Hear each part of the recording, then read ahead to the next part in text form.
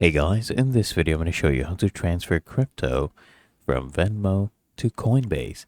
First thing I want you to do is launch up your Venmo, come to the bottom right, click on crypto, and then here I want you to go ahead and tap on your crypto. You can select another cryptocurrency as well. We will go ahead and select Bitcoin, and then I want you to click on this icon here to transfer, and then just click on send. Now, we will be sending to an external Bitcoin address.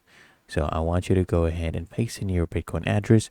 To get this from Coinbase, you just go to Coinbase, come here, click on search, just type in the cryptocurrency name, let's say Bitcoin, or the tag. So here we have Bitcoin, tap on that, tap on receive, and you'll get the wallet address. So copy this wallet address and then go back to Venmo, paste it in, enter the amount you want to send, and then click on review transfer. Really that easy. If you found this video helpful, make sure you smash that like button and subscribe to the channel. Really helps me out as well.